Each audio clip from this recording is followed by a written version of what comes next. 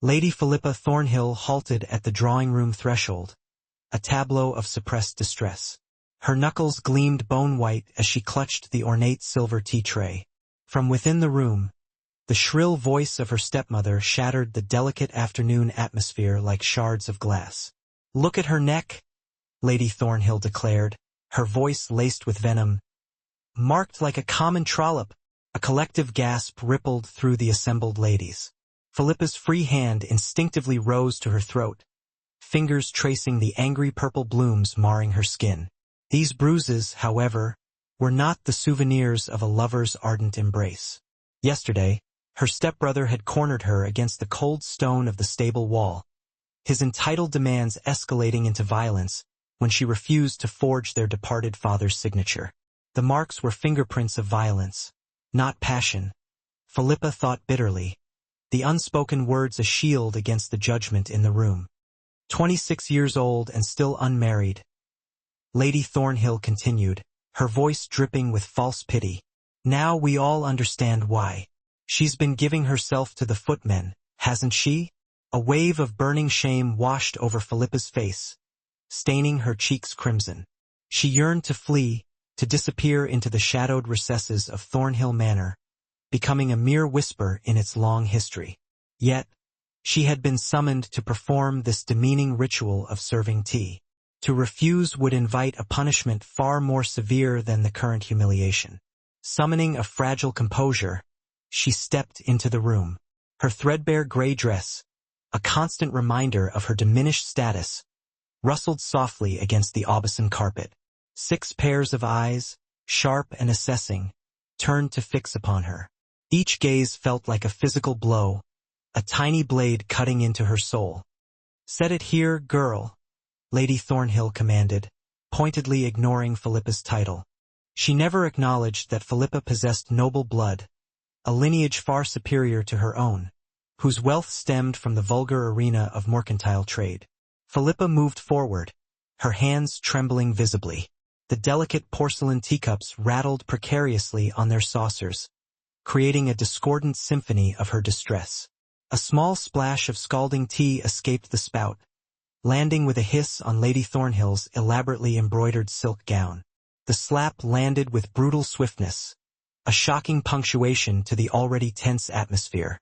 Philippa's head snapped violently to the side, the force of the blow sending the silver tray clattering to the floor.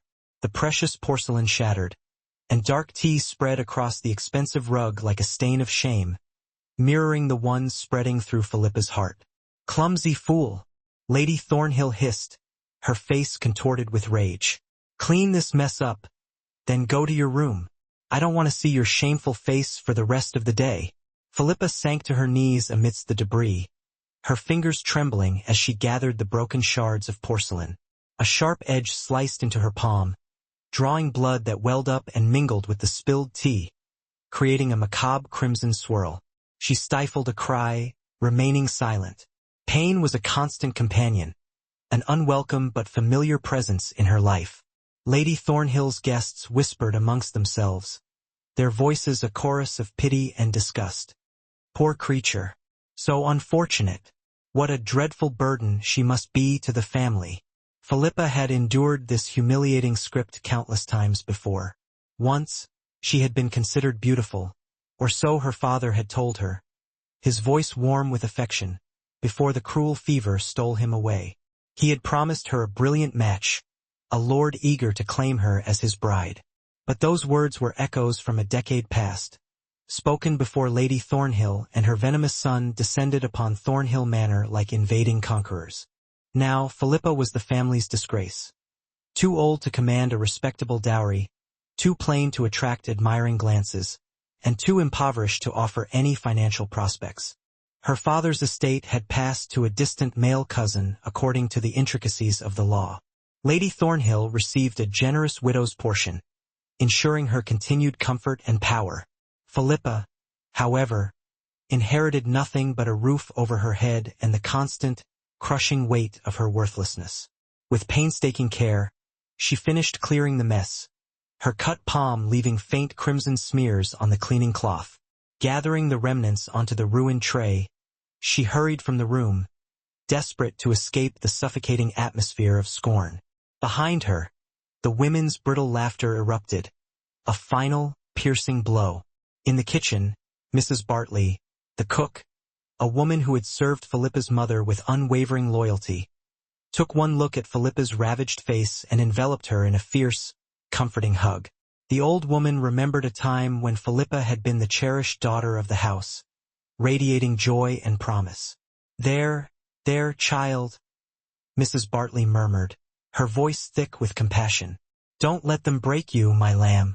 But Philippa felt irrevocably broken, shattered into 1,000 pieces. She had felt this way for years. That night, Philippa stood vigil at her bedroom window. Her room, relegated to the servants' quarters, was small and frigid, containing only a narrow bed and a cracked mirror reflecting a fractured image of herself. She gazed at her reflection in the darkened glass. The bruises on her neck stood out in stark relief, purple and ugly against the pallor of her skin. Tomorrow, those marks would weave a tapestry of scandalous gossip, a false narrative that would spread through the county like wildfire. Philippa Thornhill, the desperate spinster, has taken a lover. How scandalous. How pathetic. She touched the bruises gently, her fingertips tracing the edges of the inflicted pain. Everything hurt. A single tear escaped, tracing a lonely path down her cheek, followed by another and another. She surrendered to the release of weeping, allowing herself to express the grief and despair she usually kept tightly leashed. Here, in the solitude of her room, she could be vulnerable. No one could witness her weakness. She had been strong for so long, bearing the weight of a decade of relentless abuse, a decade of unwavering cruelty, a decade of watching her beloved home transform into a gilded cage, her life into a living nightmare. How much longer could she possibly endure? Far across the county, in a manor house 3 times the size of Thornhill, Lord Garrett Blackwood stood in his private study, his gaze fixed on a portrait hanging on the wall. His late wife, Margaret, smiled down at him from the painted canvas, her expression eternally radiant. She had been gone for 5 years, a gaping wound in the fabric of his existence. Garrett was only 32, yet he felt ancient, weighed down by an unbearable grief. The years since Margaret's death had been devoid of joy, empty and cold as a tomb.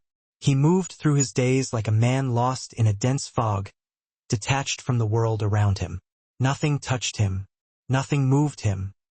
His mother had been relentlessly pressuring him to remarry, driven by her unwavering sense of duty. "A duke requires an heir," she insisted repeatedly. "The Blackwood line must continue." But Garrett couldn't fathom loving another woman the way he had loved Margaret. The mere thought of replacing her felt like a profound betrayal, a desecration of her memory. Throughout the county, he was known as the Beast of Blackwood Manor. Not because he was inherently cruel, but because he exuded an aura of cold detachment. He rarely smiled, never laughed. He moved through society like a dark shadow, fulfilling his obligations with grim precision, but without a flicker of joy. People feared him. His servants moved with hushed reverence in his presence. His tenants kept their heads lowered when he passed by. Even his mother now chose her words carefully around him. Garrett was acutely aware of the nickname they had bestowed upon him. He simply didn't care. The moniker suited him perfectly. A beast didn't require warmth, didn't yearn for companionship. A beast lived alone in his lair, troubling no one. But tonight, an unfamiliar sensation stirred within him, an unsettling disquiet that disrupted the familiar numbness. A restless energy moved through him like a chilling wind whistling through empty rooms. He stared at Margaret's portrait, but felt nothing, not even the familiar ache of loss. When had the numbness become so complete? When had he stopped even feeling grief? A soft knock interrupted his troubled thoughts. "Your Grace," his butler announced, his voice barely audible. "Lady Blackwood requests your presence in the drawing room." Garrett sighed inwardly. Another lecture about the urgent necessity of marriage, no doubt. Another endless litany of suitable young ladies, each carefully vetted for lineage and fortune. Another well-meaning attempt to resurrect a dead man. He followed the butler to the drawing room. His mother sat by the crackling fire, her expression resolute. Garrett braced himself for the inevitable confrontation. "I've reached a decision," Lady Blackwood announced, her voice leaving no room for argument. "You will marry within 3 months. If you don't choose a bride yourself, I will select one for you." Garrett's jaw tightened, his patience wearing thin. "You cannot force me to marry, Mother. Surely even you recognize the boundaries of your influence." "I am dying, Garrett," she retorted, her gaze unwavering. "You are slowly dying too, turning to stone. Margaret has been gone for 5 years. She wouldn't want this for you, this living entombment." Garrett flinched, recoiling from the raw truth in her words. He had no way of knowing what Margaret would have wanted. "I know she loved you," Lady Blackwood continued, her voice softening slightly. "And I know she would want you to live, not merely exist." Garrett turned away, unable to meet her piercing gaze. His mother's words struck too close to the heart of his despair. He was existing, not living, a mere shadow of his former self. But he didn't possess the strength to change. He didn't even know if he wanted to. 3 months, Garrett," his mother repeated, her voice firm. "Find a wife, or I will find one for you. I refuse to stand idly by and watch you waste away into nothing." Garrett left the room without responding, retreating into the labyrinthine corridors of Blackwood Manor. Room after room of echoing silence, profound loneliness, and suffocating emptiness. Perhaps his mother was right. Perhaps it was time to emerge from his self-imposed exile, to stop hiding from the vibrant pulse of life. But how did a beast learn to be human again? How did a man crafted from ice learn to feel the warmth of human connection? He had no answers, only a torrent of unresolved questions that tormented him through another long, dark night. 3 weeks later, a scandal of epic proportions erupted across the county, engulfing the already tarnished reputation of the Thornhill family. Lady Philippa Thornhill had been caught in a compromising situation with a footman, or so the lurid rumors claimed. The actual truth was far more complex and nuanced, but in the unforgiving court of public opinion, truth held little sway against the allure of juicy gossip. Reputation, once destroyed, was notoriously difficult to reclaim.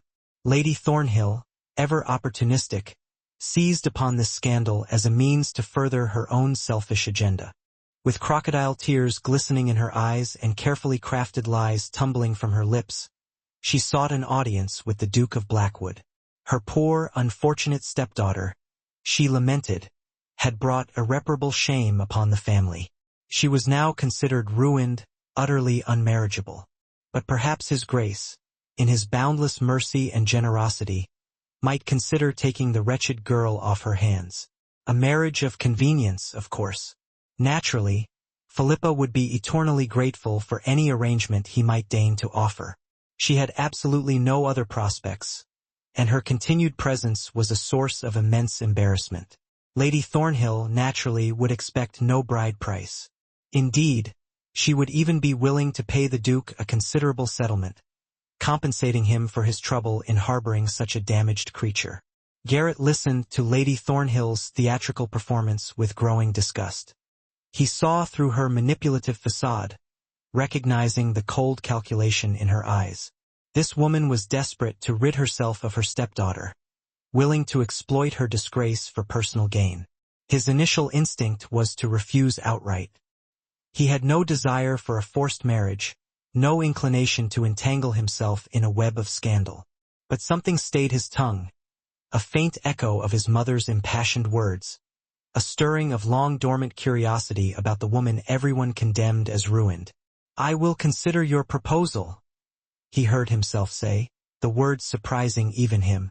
"However, I must insist on meeting Lady Philippa first." Lady Thornhill's smile widened, radiating an unnerving triumph. Too triumphant, Garrett thought, his suspicions deepening.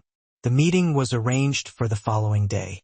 Garrett rode to Thornhill Manor with a sense of foreboding, feeling as though he were walking towards his own doom, or perhaps, towards something else entirely, something unforeseen and potentially transformative.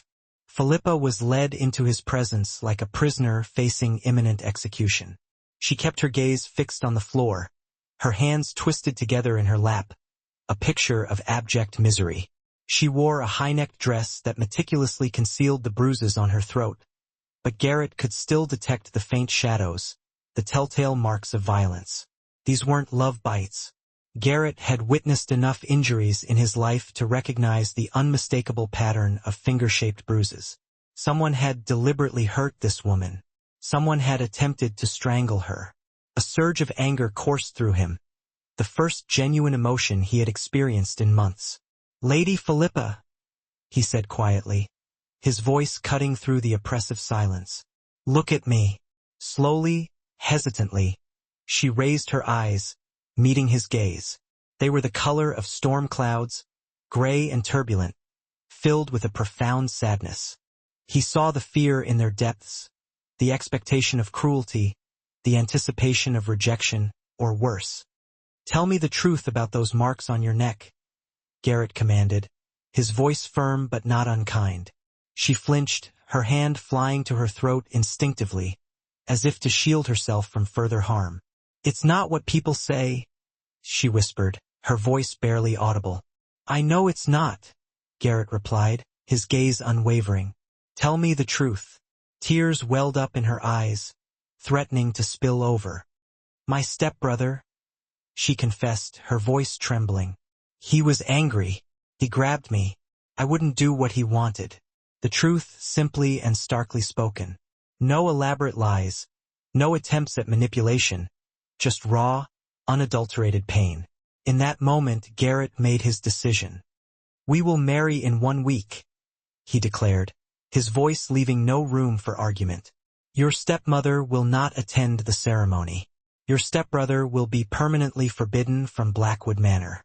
Do you accept these terms?" Philippa stared at him, her expression a mixture of disbelief and bewilderment. "You still want to marry me, even knowing that I'm ruined?"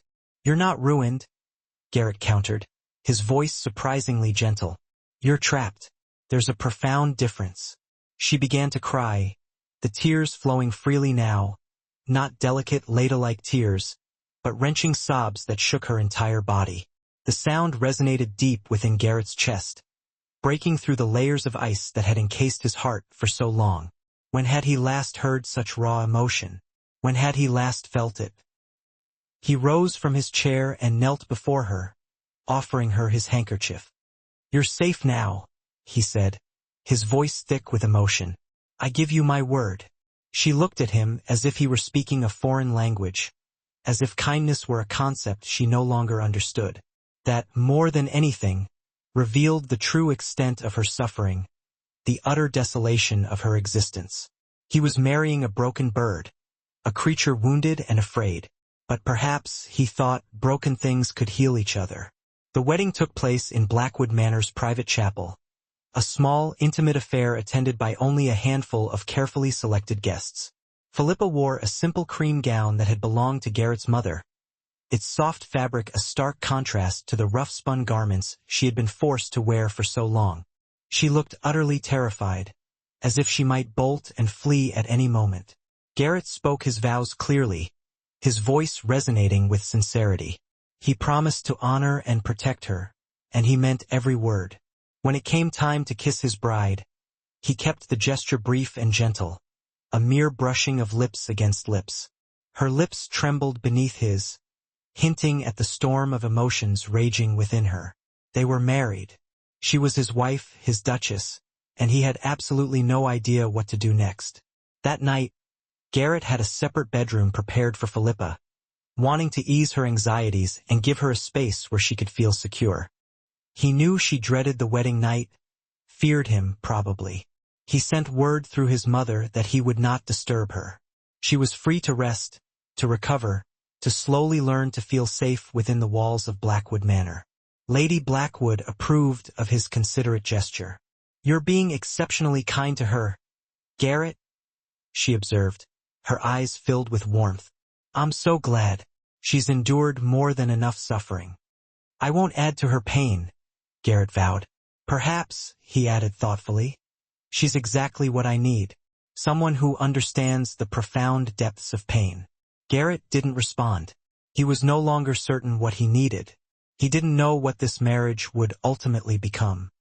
He only knew with unwavering certainty that he would never intentionally hurt her. He wouldn't allow anyone else to hurt her either. Philippa lay in her new bedroom, overwhelmed by the surreal nature of her circumstances.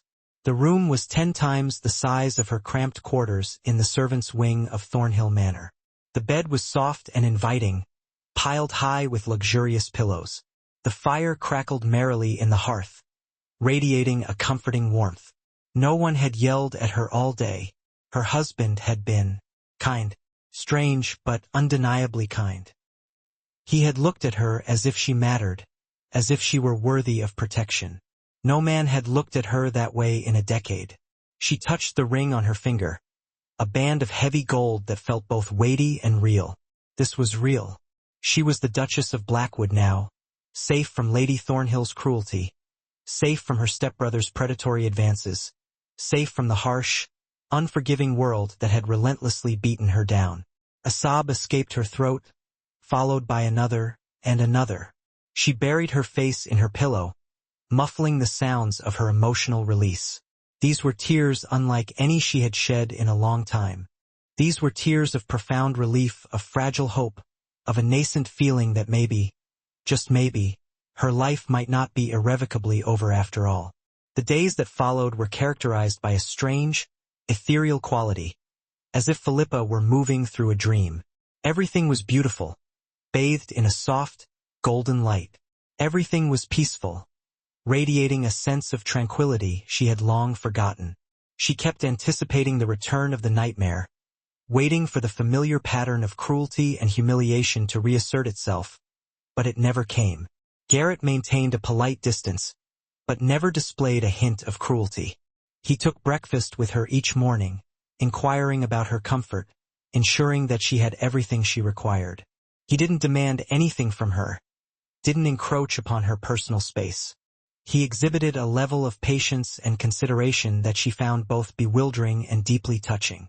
The servants were invariably kind, addressing her as Your Grace, with genuine respect and deference.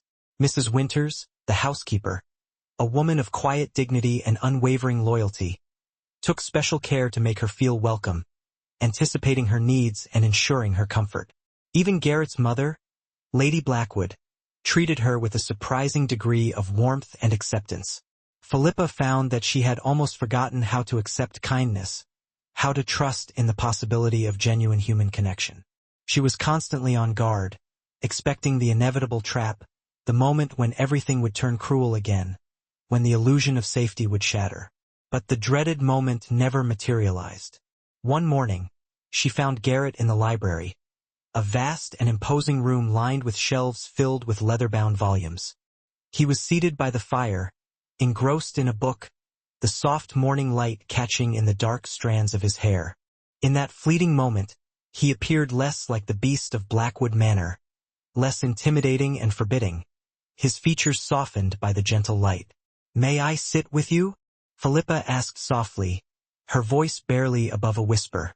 He looked up, startled by her presence. "Of course, Lady Philippa," he replied, a hint of surprise in his voice. "This is your home now."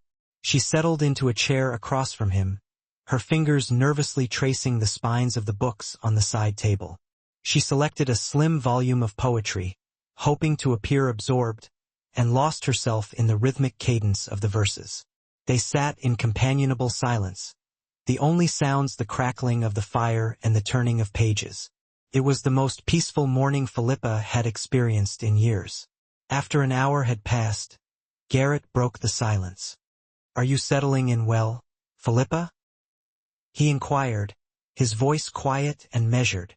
"Yes," she replied, her voice still tentative. "Everyone has been exceptionally kind to me." "Good," he said, pausing for a moment. "You don't have to be afraid of me, Philippa. I know that I'm not known for my warmth. I know that they call me the Beast of Blackwood Manor, but I won't hurt you." She met his gaze, searching his dark eyes for any hint of deception. "I know," she replied, her voice growing stronger. You've been nothing but kind to me. It's just, I'm not accustomed to kindness. Something flickered in his gaze, a flash of recognition, perhaps even understanding. Neither am I, he confessed, his voice barely audible. Not anymore. They looked at each other, two damaged souls tentatively reaching across the chasm that separated them.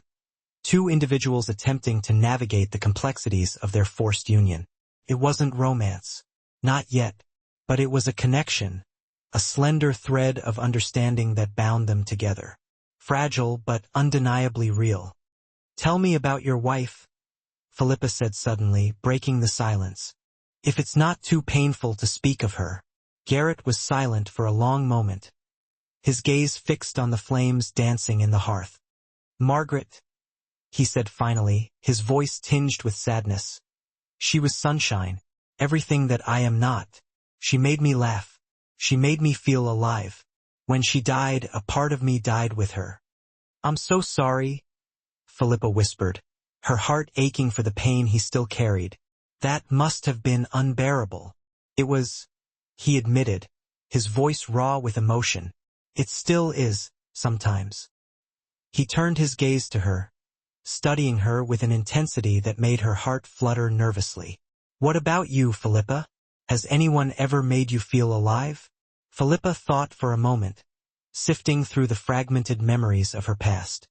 My father, perhaps, she said softly. Before he died, he made me feel loved, valued. I haven't felt that way since. You should feel that way, Garrett declared, his voice firm and unwavering. You deserve to feel that way. The words hit her with the force of a physical blow, resonating deep within her soul. When had anyone last told her that she deserved anything? Tears pricked her eyes, and she blinked them away quickly, embarrassed by her own vulnerability. Garrett saw them anyway. He rose from his chair and knelt beside her, taking her hand in his. You're safe here, Philippa, he said, his voice filled with a sincerity that resonated deep within her. I need you to believe that. I'm trying, she whispered, her voice barely audible. I promise I'm trying. He took her hand gently, his thumb brushing lightly over her knuckles. The touch was warm, careful, respectful. Take your time, he said softly. We have all the time in the world. Something shifted in that moment, a subtle realignment of their shared reality. The fragile thread of connection that bound them grew stronger, thickening into a cord of mutual understanding and nascent affection. Not love, not yet, but the possibility of love, the seed of something beautiful that might one day blossom if nurtured with care and patience. Philippa found herself wanting to water that seed, wanting to see what extraordinary blooms might emerge from the barren landscape of her heart. For the first time in years, she felt a flicker of hope that life might still hold something beautiful, something meaningful, something truly extraordinary for her after all. 2 months into their marriage, the delicate balance of their carefully constructed world began to shift, subtly at first, then with increasing momentum. It started with small gestures. Garrett asking Philippa to accompany him on his morning ride through the sprawling estate. Philippa inviting Garrett to join her for tea in the tranquil rose garden. Conversations lingered longer than strictly necessary, drawing out into the twilight hours, filled with shared laughter and unexpected confidences. Their glances began to hold a deeper meaning, a silent language of burgeoning affection. They were becoming friends, confidants, allies in a world that had long denied them both the solace of true companionship. One afternoon, Philippa was strolling through the rose garden, inhaling the heady fragrance of the blooms, when she heard the raised voices, the unmistakable sounds of a heated argument. Her heart pounding with apprehension, she hurried towards the disturbance, and found Garrett facing a well-dressed stranger, his face contorted with anger. You owe me that land, Blackwood, the stranger shouted, his voice trembling with rage. Your father promised it to mine. My father promised many things while deep in his cups, Garrett replied coldly, his voice devoid of emotion. Unfortunately for you, the promise was never put in writing. I will not honor verbal agreements that were made while he was inebriated. Now, I suggest you leave my property before I have you forcibly removed. The stranger's hand instinctively went to his riding crop, a heavy, leather-bound instrument of potential pain. He raised it threateningly, his intentions clear. He intended to strike. Garrett didn't flinch, his expression unreadable. But Philippa did. Reacting purely on instinct, she ran forward without thinking, placing herself directly between Garrett and the enraged stranger. "Stop!" she cried, her voice surprisingly firm. The stranger's eyes widened in astonishment. "Move aside, girl," he snarled. "This doesn't concern you." "She is my wife," Garrett said, his voice now dangerously quiet, his eyes burning with an intensity that sent a shiver down Philippa's spine. "And if you raise your hand to her, I will personally break every bone in your body." Something in his tone, a palpable aura of lethal intent, made the stranger hesitate, then back down. He lowered the riding crop, shooting them both a venomous look before turning on his heel and stalking away, spurring his horse viciously as he departed. Garrett turned to Philippa, his hands gripping her shoulders with unexpected force. "What were you thinking?" he demanded, his voice laced with a mixture of anger and concern. "He could have hurt you." "He was going to hurt you," she said simply, her gaze unwavering. "I can handle myself, Philippa," Garrett countered, his grip tightening slightly. "But you, Philippa, you can't just throw yourself in front of danger like that. It's reckless, irresponsible." "Why not?" she challenged, tilting her chin defiantly. "You're my husband. I won't stand idly by and watch someone hurt you." He stared at her, his expression unreadable. Something blazed in his dark eyes, a potent mixture of surprise, admiration, and a dawning realization that sent a jolt of electricity through her veins. "You're remarkable," he said softly, his voice barely a whisper. "Do you even realize that?" Heat flooded her cheeks, staining them a delicate rose. "I'm not," she stammered, her voice flustered. "I just couldn't let him hit you." Garrett's hands slid from her shoulders to her face, cupping her cheeks gently, his thumbs tracing the delicate curve of her cheekbones. "You could have been hurt," he said, his voice rough with emotion. "The thought of that, the thought of losing you." He stopped abruptly, taking a shaky breath, as if the very idea was too painful to contemplate. "I can't bear the thought of that." Philippa's heart hammered against her ribs, her pulse echoing in her ears. She could feel the rapid thrum of his pulse where his wrists pressed against her jaw, mirroring her own frantic rhythm. "I'm fine," she said, her voice barely audible. "We're both fine." "Yes," he said, his gaze locked on hers. "We are." But he didn't let go. His thumbs continued to trace her cheekbones, his gaze dropping to her lips, lingering there with an intensity that made her breath catch in her throat. "Philippa," he murmured, his voice thick with longing. The moment stretched, suspended between reality and desire, fragile and electric with unspoken possibilities. Philippa held her breath, waiting, wanting something she couldn't quite define, something that both terrified and exhilarated her.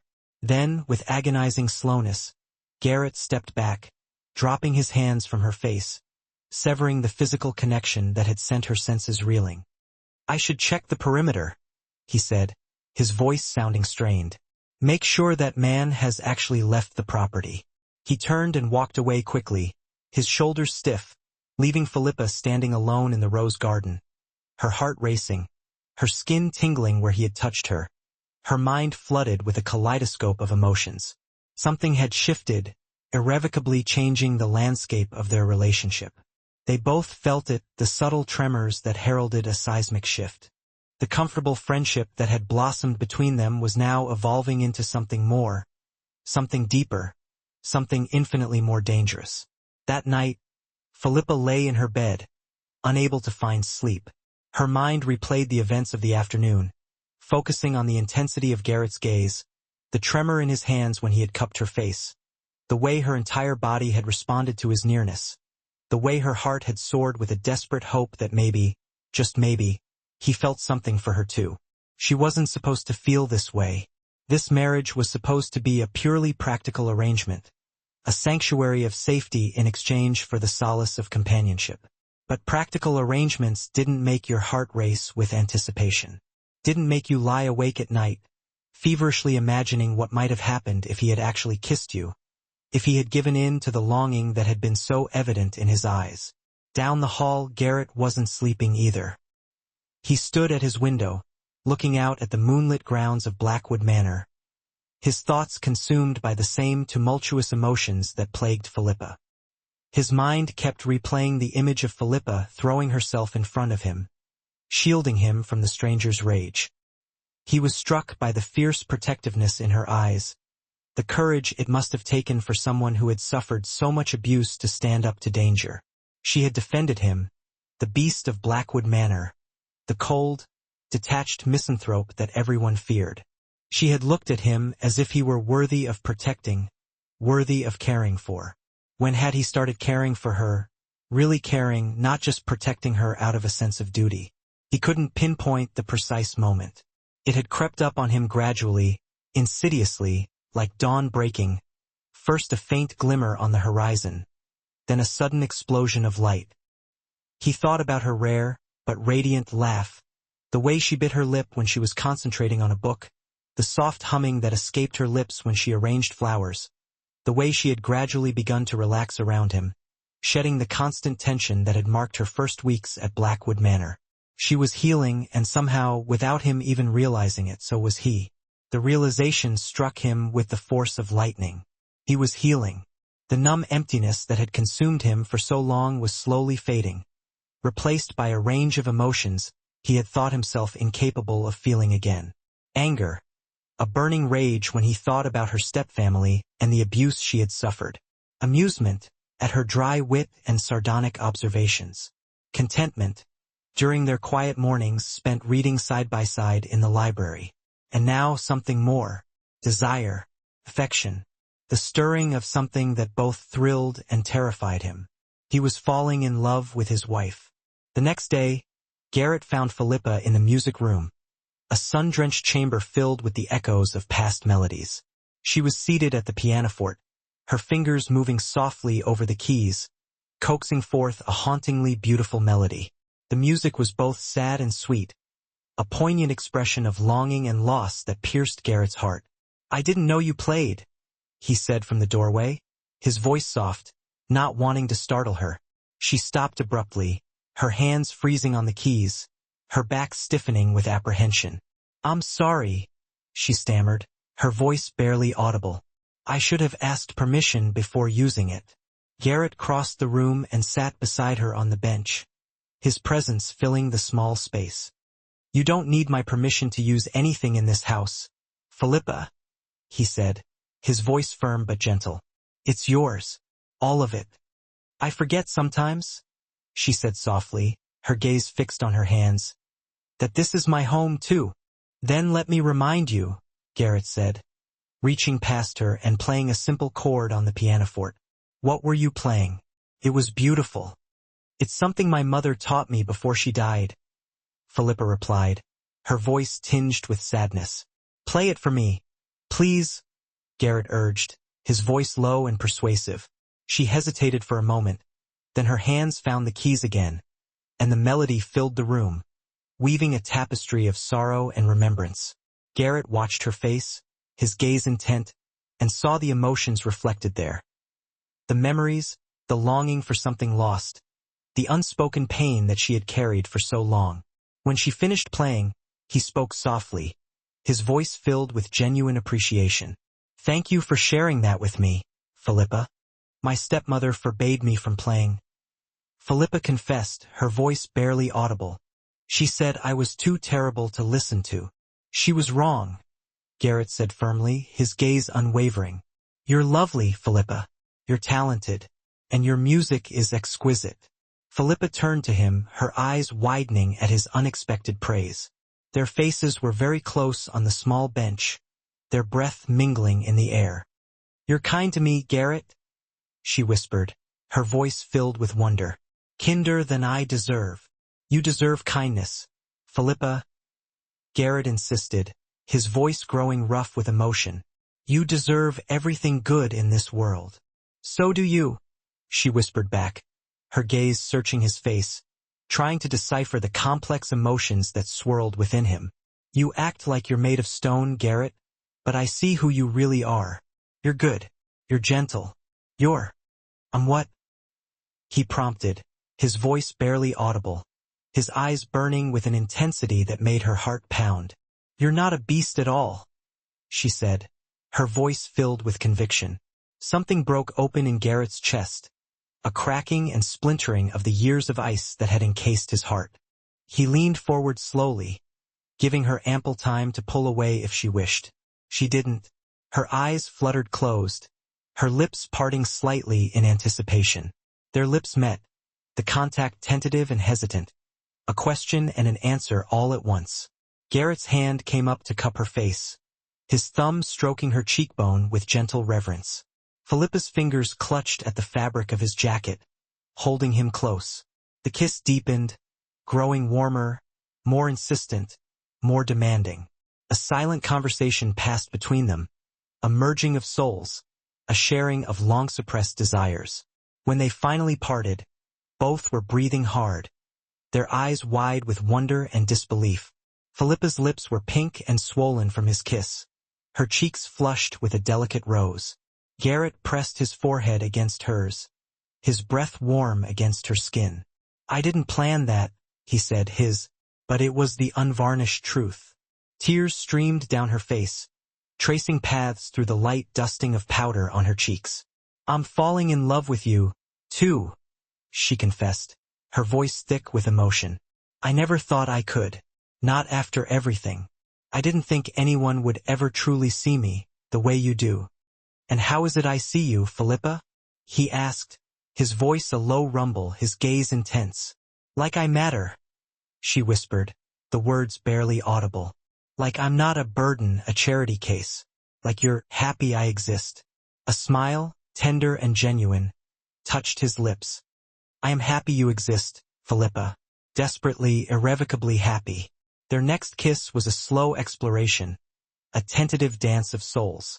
They tasted not just each other, but the burgeoning joy, the fragile promise of a future neither had dared to imagine. It was the exquisite beginning of something extraordinary. The following days were a blur of shared moments, stolen glances, and a magnetic pull that kept them constantly intertwined. Hand in hand they strolled through the gardens, their fingers laced together as if fearing separation. During meals, they sat close, their shoulders brushing, a silent language passing between them. Across crowded rooms, secret smiles flickered, a private universe blooming amidst the polite chatter. Lady Blackwood watched with a quiet satisfaction. The light had returned to her son's eyes, the haunted look slowly fading. And Philippa, his duchess, was unfurling like a flower finally bathed in sunlight, her beauty no longer hidden beneath a veil of sorrow. The servants, too, noticed the transformation. The Duke, once a stern and distant figure, now smiled. Actually smiled, a genuine curve of his lips that reached his eyes. He even laughed at the Duchess's often dreadful jokes, a hearty sound that echoed through the halls. And he touched her, constantly, small, fleeting touches that spoke volumes. A hand gently placed at the small of her back, a few fingers lightly brushing her arm as he passed. Each touch a silent declaration. "You're mine, I'm yours, we're together, and nothing can break us." Philippa had never known such happiness. Each morning she awoke with a sense of anticipation, eager for the day to unfold. Garrett, with the patience of a saint, was teaching her to ride with confidence. Together, they explored the vast estate, discovering hidden groves and sun-drenched meadows. He showed her his favorite spots from childhood, whispering stories of youthful adventures. She, in turn, shared tales of her parents, painting vivid pictures of a life that felt both distant and precious. They learned each other, piece by precious piece, like assembling a delicate puzzle. One evening, they found themselves in the drawing room, bathed in the warm glow of the fire. Philippa sat near the hearth, her nimble fingers moving across a piece of linen, embroidering a delicate floral pattern. Garrett was engrossed in a book, the pages illuminated by the flickering flames. The fire crackled and popped, casting dancing shadows on the walls. Rain pattered softly against the windows, creating a cozy, intimate atmosphere. "I never want this to end," Philippa murmured softly, her voice barely a breath. Garrett looked up, his brow furrowed in concern. "What was that, my dear?" "This?" She gestured around the room, encompassing their shared peace, their quiet contentment. "Us being happy. I keep waiting for something to come along and ruin it." He set aside his book, the leather-bound volume landing softly on the table. Crossing the distance between them, he knelt beside her chair, a gesture that had become a cherished habit. He took her hand in his touch gentle yet firm. "Nothing will ruin this, Philippa. I won't let it." She searched his eyes, a flicker of doubt still lingering in her own. "You can't control everything, Garrett." "No," he conceded, his gaze unwavering. "But I can promise to fight for this. For us. Whatever comes, we'll face it together. Side by side." She reached up, her fingers tracing the strong line of his jaw, the curve of his cheekbone. "I love you, Garrett. I need you to know that. I love you completely, irrevocably. And I love you, Philippa," he confessed, his voice thick with emotion. "You saved me. I was dying inside, slowly suffocating before you came. Now I'm alive again. Truly alive." They kissed, a deep, soul-stirring kiss that spoke of gratitude, devotion, and a love that defied all odds. The embroidery hoop slipped from Philippa's fingers, falling unnoticed to the floor. Garrett, his heart overflowing, gently pulled her down to the plush rug beside him. They lay tangled together by the fire, lost in a world of whispered promises, soft laughter, and passionate kisses. The world outside, with all its troubles and tribulations, ceased to exist. Only this mattered. Only them. 3 weeks of perfect, unadulterated happiness. Then, the storm arrived, shattering their idyllic world. It came in the form of Lady Thornhill and her son, Marcus, their faces etched with malice. They appeared at Blackwood Manor unannounced, their presence radiating an unsettling aura of entitlement, demanding to see Philippa. Garrett, his features hardening into a mask of cold fury, met them in the grand entrance hall. "You are not welcome here," he stated, his voice a low growl. "I have every right to see my stepdaughter," Lady Thornhill declared, her voice dripping with false indignation. "We are family, after all. You forfeited that right the moment you began to abuse her," Garrett retorted, his eyes blazing with righteous anger. "Now leave, before I call the constable." "Abuse? Is that what the little liar told you?" Lady Thornhill sneered, her gaze venomous. That girl always had a talent for playing the victim. Lady Thornhill's son, Marcus, a hulking man with a brutish face, stepped forward, his eyes glinting with a predatory gleam. "Our sweet Pippa always had a knack for exaggerating, didn't she? Did she tell you how she tried to seduce me? How I had to fight her off? The desperate little harlot." A surge of uncontrollable rage flooded Garrett's veins, blurring his vision. "You're lying through your teeth. Get out of my house, both of you, before I have you forcibly removed." "Not until we see her," Lady Thornhill insisted, her voice laced with venom. "We have proof of her indiscretions. Letters, witnesses.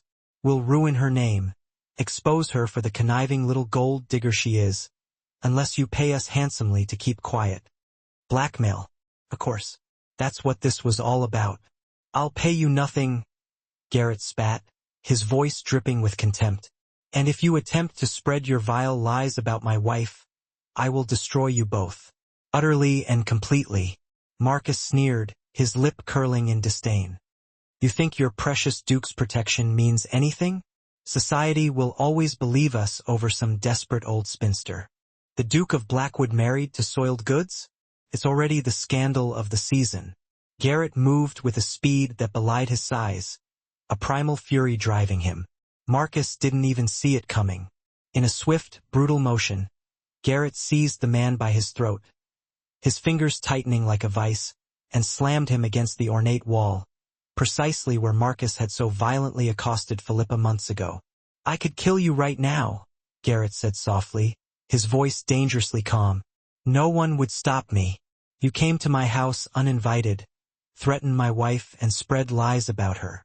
I would be perfectly justified." Marcus's face turned a ghastly shade of purple, his eyes bulging in panic.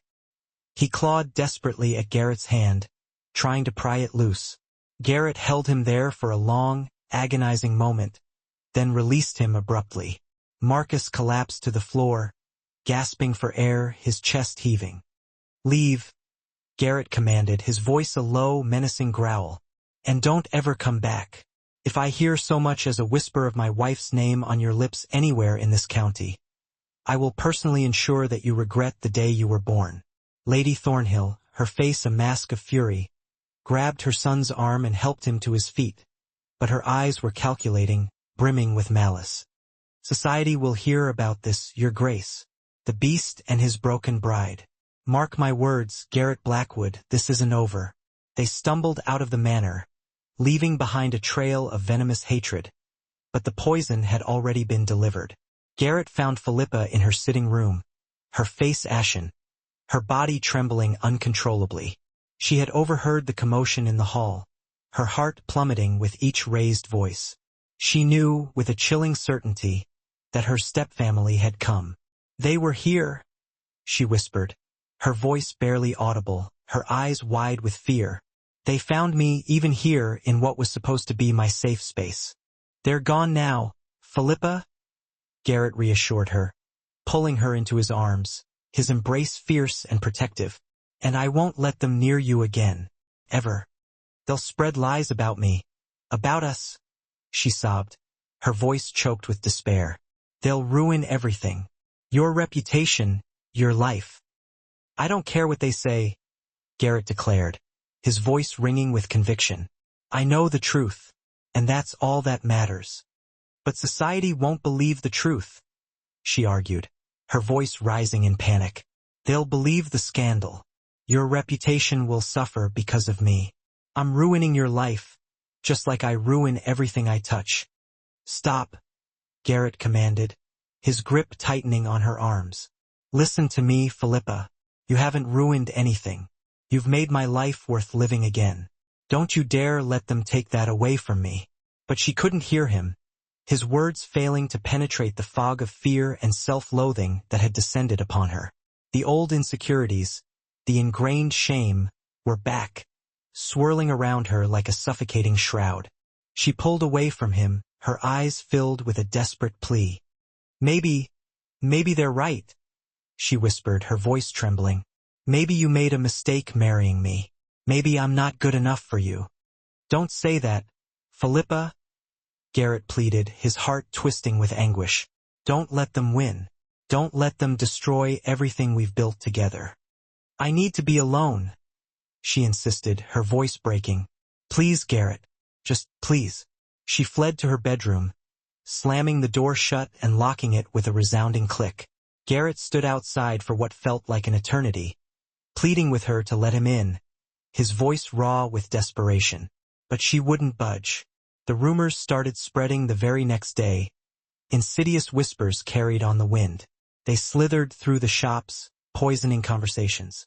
They echoed at social gatherings, turning heads and fueling gossip. The Duke of Blackwood and his ruined bride. She had trapped him into marriage, they whispered. She was blackmailing him with fabricated pregnancy claims. She had been a prostitute before he rescued her from the streets. Each lie was more vicious, more depraved than the last, designed to inflict maximum damage. Garrett raged against the tide of gossip. He called upon every family spreading the slanderous tales, threatened legal action, and defended Philippa's honor with fierce determination. But the damage was done. Society, ever hungry for a juicy scandal, devoured this one with relish. Philippa, overwhelmed by the onslaught of negativity, withdrew further into herself. She stopped eating properly, her slender frame becoming even more gaunt. She stopped smiling, the light in her eyes dimming to a flicker. She avoided Garrett, convinced that she was destroying him, that her mere presence was tainting his life. The happy, radiant woman who had been blooming under his love disappeared, replaced by the broken, haunted girl she had been before.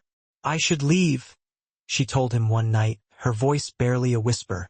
"You could get an annulment.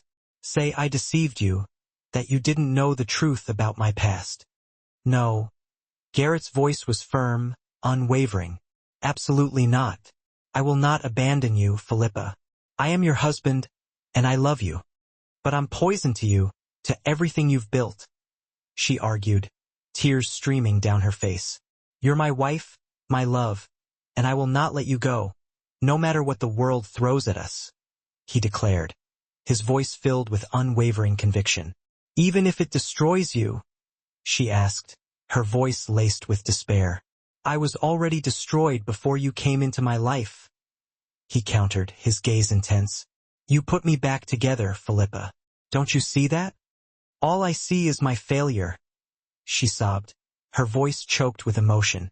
"I failed at being a good daughter, failed at finding a suitable husband, failed at protecting you from this scandal. I fail at everything." "You haven't failed at anything," Garrett insisted, his voice filled with tenderness. "They failed you, Philippa. Your stepmother, your stepbrother, society. They're the failures, not you." But Philippa couldn't bring herself to believe him. The years of emotional abuse had carved deep grooves in her soul, leaving scars that ran far deeper than any physical wound. One season of happiness, however blissful, couldn't erase that damage. She began secretly planning her departure, her mind racing with possibilities. She would find a small cottage somewhere far away, a place where she could live quietly, unnoticed. She would let Garrett divorce her, free him to marry someone worthy of his name and title. It would hurt, God. It would utterly destroy her, but she loved him too much to ruin his life further. Lady Blackwood found her packing, her movements furtive and desperate. "What are you doing, child?" she asked, her voice filled with concern. "I have to leave, Mother," Philippa replied, her voice trembling. "For Garrett's sake. I can't let them destroy him." "Nonsense," Lady Blackwood retorted, her voice firm. "You're giving up, Philippa. You're letting those horrible people win." "I don't have a choice," Philippa insisted, her voice filled with despair. "There's always a choice, Philippa," Lady Blackwood countered, her eyes blazing with conviction. "You can run away and hide, or you can stand and fight. Which are you going to do?" Philippa looked at her mother-in-law, her eyes filled with uncertainty. "I don't know how to fight, Mother. I've been beaten down my whole life. I'm too weak." "Then it's time you learned," Lady Blackwood declared, her voice ringing with determination. "My son loves you, Philippa. Do you love him more than anything in this world?" "Yes," Philippa whispered, her voice filled with unwavering devotion. "Then fight for him," Lady Blackwood urged, her voice filled with passion. "Fight for your marriage. Fight for your happiness. Show them all that you're stronger than their lies." "What if I'm not strong enough?" Philippa asked, her voice filled with fear. "You are, Philippa," Lady Blackwood insisted, taking her hands in hers. "I've seen your strength. You just need to believe in it yourself. And I believe in you." Lady Blackwood squeezed her hands, then released them and turned to leave the room, leaving Philippa alone with her thoughts. Philippa stood among her half-packed belongings, her hands trembling. Fear still coursed through her veins, whispering doubts and insecurities. But beneath the fear, something else stirred. A flicker of defiance, a spark of anger. Righteous anger at being treated like she didn't matter, at allowing others to define her worth. Maybe, just maybe, it was time to define her own worth, to seize control of her own narrative. The county's largest social event, the Midsummer Ball, was fast approaching.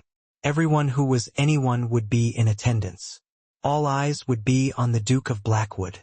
Would he attend? And if so, would he dare to bring his scandalous wife? The gossip had reached a fever pitch, and the entire county was holding its breath, waiting to see what would happen. Garrett, loathing the idea of exposing Philippa to the cruel stares and whispered insults, didn't want to go. He wanted to protect her, to shield her from the venomous tongues of society. But Philippa surprised him. "We're going," she announced the morning of the ball, her voice filled with a newfound resolve. "Are you certain, my dear?" he asked, his brow furrowed with concern. "It will be difficult." "I'm certain," she replied, her chin lifted high. "I'm done hiding, Garrett. I'm done letting them make me feel ashamed of who I am. You stood up for me, Garrett. You defended my honor against all odds. Now it's my turn to stand up for myself." A wave of pride washed over Garrett, his heart swelling with admiration for this brave, resilient woman. "That's my Duchess," he said softly, a tender smile gracing his lips. They prepared carefully for the ball, each taking meticulous care with their appearance. Philippa chose a gown of deep sapphire blue, the color mirroring the depths of her eyes and making them appear like shimmering pools of sterling silver. Her hair was swept up into an elegant updo, adorned with delicate pearl combs. She looked every inch a duchess, beautiful and regal, her inner strength radiating outward. Garrett, in formal black, looked every bit the powerful and enigmatic Duke of Blackwood. There was a dangerous edge to his handsome features, a silent promise of retribution to anyone who dared to cross him or his wife. Together, they made a striking couple, a force to be reckoned with. As they entered the ballroom, a hush fell over the room. Conversation ceased abruptly, and every eye turned toward them, scrutinizing their every move. The silence was heavy, judgmental, cruel, filled with unspoken accusations and veiled contempt. Garrett felt Philippa's hand tremble slightly on his arm. He covered it with his own, offering a silent reassurance. "We can leave if you want, Philippa," he whispered, his voice filled with concern. "No," she replied, her voice firm despite the tremor in her hand. "We stay." Lady Thornhill stood near the refreshment table, a triumphant smirk playing on her lips. Marcus was beside her, his eyes glinting with malice. They thought they had won. They thought they had driven Philippa away, that they had succeeded in ruining her life. Philippa, her head held high, walked straight toward them, her gaze unwavering. Garrett followed close behind, his senses on high alert, ready to intervene at the slightest sign of trouble. "Lady Thornhill," Philippa said clearly, her voice carrying across the silent room, cutting through the tension like a knife. "You told everyone that I was ruined, that I had taken a lover. Would you care to explain to the assembled company how I, a virgin on my wedding night, managed that improbable feat?" A collective gasp rippled through the crowd, a wave of shock and disbelief washing over the room. Lady Thornhill's face flushed a deep crimson, her eyes blazing with fury.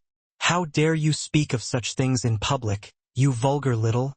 You made my private life public, Lady Thornhill," Philippa retorted, her voice icy calm. "I'm simply correcting the lies you so readily spread." Philippa turned to address the entire room, her voice ringing with newfound confidence. "My stepmother hated me because I was a constant reminder that she bought her way into our family with money, that she was never truly accepted by my father. My stepbrother hated me because I refused his unwanted advances.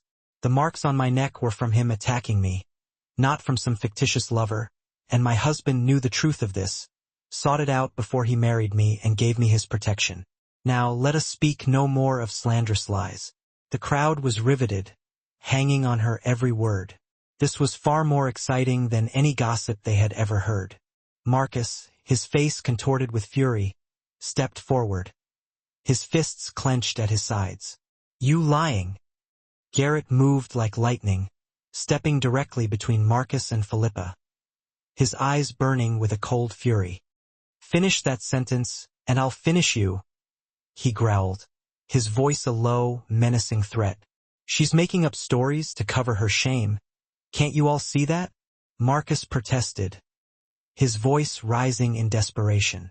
"No," said a voice from the crowd, breaking the spell of stunned silence. Mrs. Bartley, the elderly cook from Thornhill Manor, stepped forward, her face etched with a mixture of fear and determination. I saw you attack her, Marcus Thornhill. I saw the fingerprints on her throat. I've kept silent for far too long, out of fear for my own safety, but I won't stand by and watch you destroy her any further. Another voice joined in, a footman from Thornhill Manor, his voice trembling but resolute.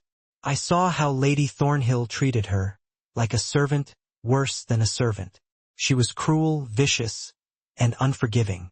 More servants came forward, one by one, their voices adding to the chorus of truth. They recounted the years of abuse and neglect that Philippa had endured, the petty cruelties and the blatant injustices that had been inflicted upon her. Philippa stood in the center of the room, tears streaming down her face, her heart swelling with a mixture of gratitude and vindication. These people, who had witnessed her suffering firsthand, were now bravely defending her, risking their own livelihoods to speak the truth. Lady Thornhill and Marcus tried to argue, tried to deny the accusations, but their voices were drowned out by the overwhelming tide of truth. The tide had turned, and there was no stemming the flow. The hostess of the ball, Lady Peton, a woman who held immense social sway in the county, stepped forward, her face etched with a mixture of embarrassment and remorse. As the arbiter of society, her word was law, her pronouncements carrying the weight of a royal decree. Lady Thornhill, she announced, her voice ringing with authority. You are no longer welcome in my home, nor in any other polite society in this county. Take your son and leave immediately. It was exile, social death. Lady Thornhill's face crumpled. Her carefully constructed facade of superiority shattered into a million pieces. Marcus, his eyes filled with a mixture of rage and fear, grabbed her arm and hauled her toward the exit. As they passed Philippa, Marcus spat. This isn't over. You haven't heard the last of this. Garrett moved like lightning, his hand shooting out to grab Marcus by the back of his neck. He dragged him close, his face just inches from Marcus's own. If you ever threaten my wife again, I will destroy you. He hissed, his voice a low, menacing growl. Not just socially, Marcus. I will take everything you have, your money, your home, your freedom. Do you understand me? Marcus's eyes went wide with terror, his face paling. Yes, he stammered, his voice barely audible. Yes, I understand. Good, Garrett said, releasing him with a shove.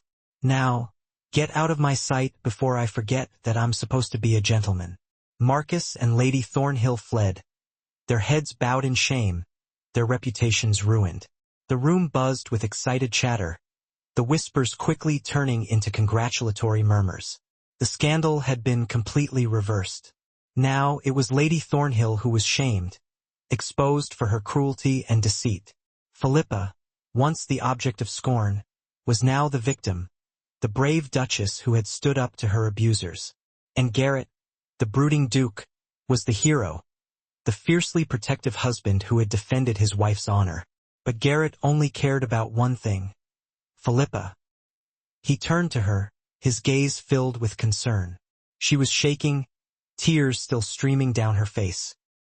He gently pulled her into his arms, right there in the middle of the ballroom, letting everyone see his affection, his devotion. I'm so proud of you, Philippa, he whispered, his voice filled with tenderness. So incredibly proud. I was terrified, she admitted, her voice trembling. You were magnificent, he replied, his eyes shining with admiration. Lady Peton approached them, her face radiating warmth and sincerity.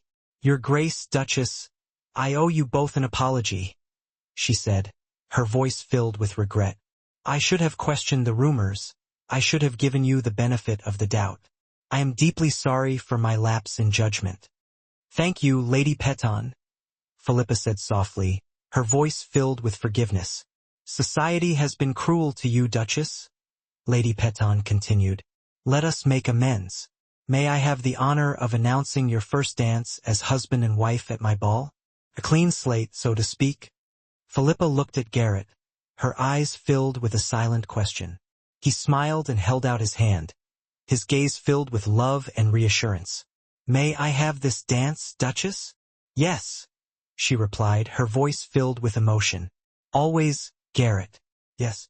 They moved to the center of the ballroom, the music starting with a flourish. They danced while everyone watched, but Philippa only saw Garrett.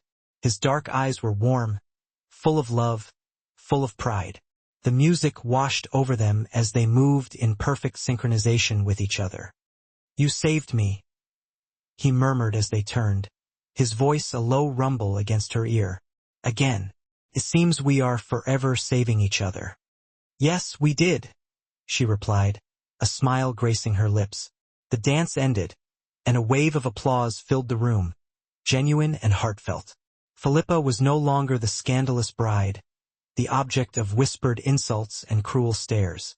She was the brave duchess who had stood up to her abusers, who had reclaimed her dignity and her voice. She was worthy of respect, of admiration, of love. They left the ball early, eager to escape the suffocating scrutiny of society.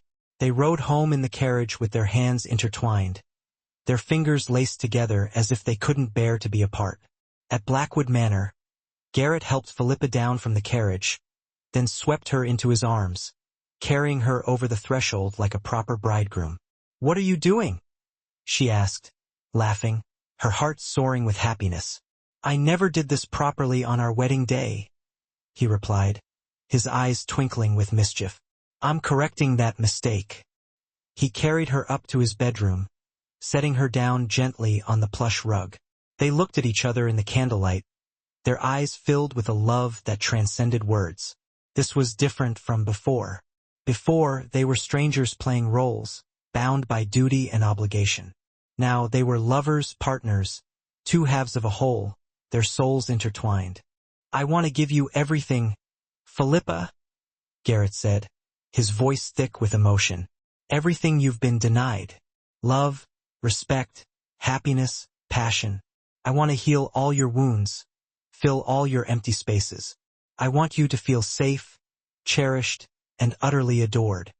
"I want the same for you, Garrett," she replied, her eyes shining with tears. "I want to give you back everything you've lost.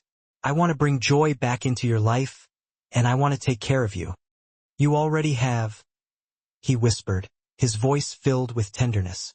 They came together slowly, tenderly, learning each other in new ways, exploring the depths of their shared passion. The night was theirs, a tapestry woven with whispered words, gentle touches, and heartfelt declarations of love. It was a night of promises kept and new ones made, a celebration of their love, their resilience, and their unwavering commitment to each other. Afterward, they lay tangled together in the rumpled sheets, their bodies sated, their hearts overflowing. Philippa traced patterns on Garrett's chest with her fingertips, her touch light and gentle. He played with her hair, his fingers caressing her soft strands. They were quiet, content, complete, basking in the afterglow of their shared intimacy. "Thank you," Philippa said softly, breaking the comfortable silence. "For what, my love?" Garrett asked, his voice a low rumble. "For seeing me, Garrett," she replied, her voice filled with emotion. "Really seeing me. For making me believe that I was worthy of being loved." "Thank you for the same, Philippa," he said, his voice filled with tenderness. "For bringing me back to life. For showing me that there was still beauty and joy to be found in this world. We're quite the pair, aren't we?" she murmured, a smile gracing her lips. "The broken bird and the beast." "Not anymore," Garrett replied, his gaze intense. "Now we're just two people who found each other against all odds. Two people who refused to let the world defeat them." Philippa smiled, her heart swelling with love. "I like that better." 3 months later, Philippa stood in the rose garden, her hand resting protectively on her slightly rounded belly. Life grew inside her, a tangible symbol of their love, a beacon of hope for the future, a miracle, a blessing, proof that even broken things could create beautiful new beginnings. Garrett found her there, his presence a warm and comforting presence. He wrapped his arms around her from behind, his hands gently covering hers on her belly. "How are you feeling, my love?" he asked, his voice filled with concern. "Happy," she replied, her voice filled with emotion. So happy that it frightens me sometimes. I'm just waiting for something else to go wrong. Don't be frightened, Philippa, he reassured her, his embrace tightening. This is real, Philippa. This is ours, and no one can take it away from us. I know, she said softly. I'm learning to believe that, Garrett. You're helping me to believe that. Lady Blackwood joined them in the garden, her face radiating happiness. She smiled at the sight of them together, a picture of contentment and domestic bliss. Her son, who had been dead inside for so many years, was now vibrantly alive, his eyes shining with love and joy, and her new daughter-in-law, once so timid and broken, now stood tall and confident, her inner strength shining through. I've had letters, Lady Blackwood announced, her voice filled with amusement. Invitations from everyone. It seems you've become quite popular, Philippa. Philippa laughed, shaking her head in disbelief. That's strange. 6 months ago, they wanted nothing to do with me. I was a social pariah. 6 months ago, they didn't know your true story, Lady Blackwood replied, her eyes twinkling. Now they do. Society loves a triumph over adversity. Philippa, they love a good redemption story. I don't care about society, Mother, Philippa said, her voice filled with indifference. I only care about this, my family, my home, my life here, as it should be. Lady Blackwood handed her a letter, her expression thoughtful. Well, you might care about this one, Philippa. It's from your father's cousin, the one who inherited Thornhill Manor. Philippa opened the letter, scanning the contents quickly.